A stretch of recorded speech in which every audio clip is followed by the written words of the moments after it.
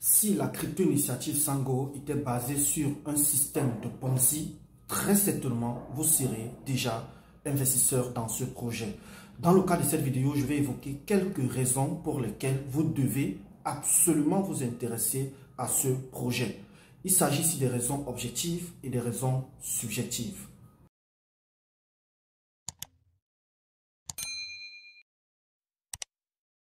Parlons de la dimension objective du projet. Dans cette dimension, je voudrais que l'on retienne trois éléments qui m'ont semblé importants au sortir de la lecture du livre blanc.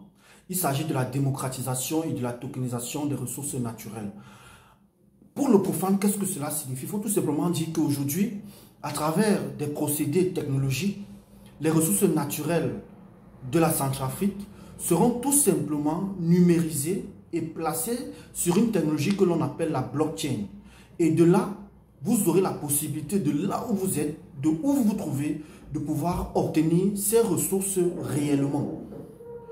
Deuxième aspect qui me semble aussi important, il s'agit tout simplement du fait que le projet Sango est le premier projet cryptographique à avoir pu développer sa technologie au-dessus de celle du Bitcoin.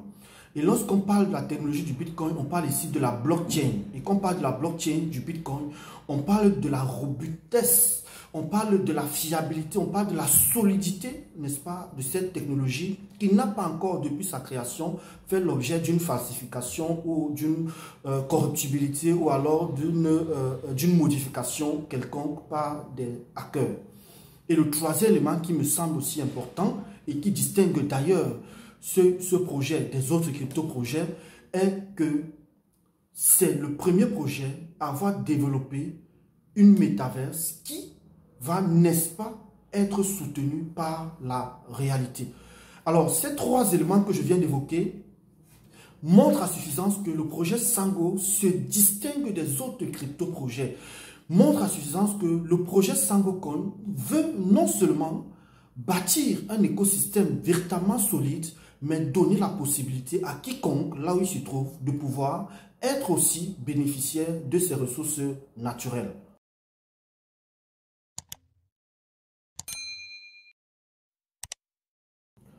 Parachevons donc cette vidéo par la dimension subjective.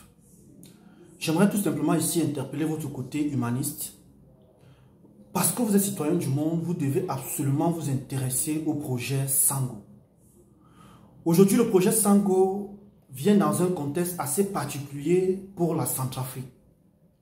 Vous savez très certainement les crises ou la crise politique civile qu'a traversé le peuple centrafricain. D'ailleurs, les institutions aujourd'hui ont classé la Centrafrique comme étant le pays le plus pauvre au monde. Et vous avez compris très bien que la Centrafrique ne s'est pas limitée, n'est-ce pas, à ce qualificatif de pays le plus pauvre au monde pour dire que en fait, tout est fini. Aujourd'hui, on se rend donc compte qu'il y a un ensemble de projets développés autour de l'initiative SangoCoin qui vont non seulement amener la Centrafrique à un point assez intéressant, mais de développer l'Afrique en général.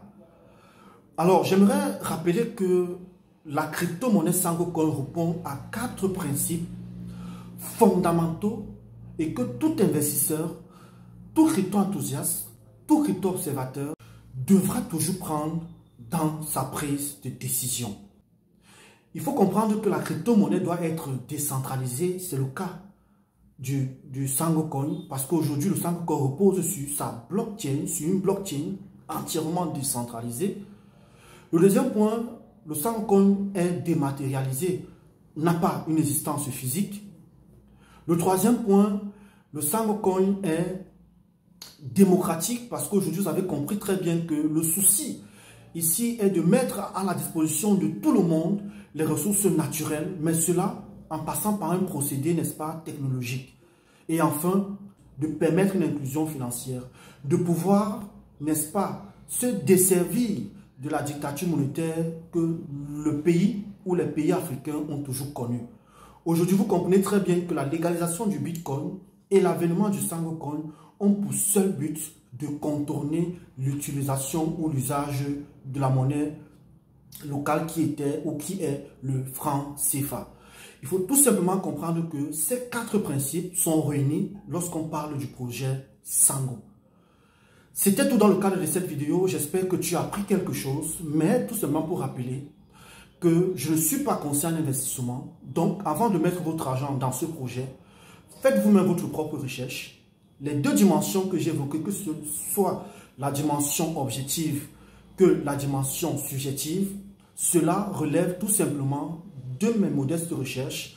Et vous aussi, vous avez la possibilité de faire vos propres recherches avant de vous y lancer.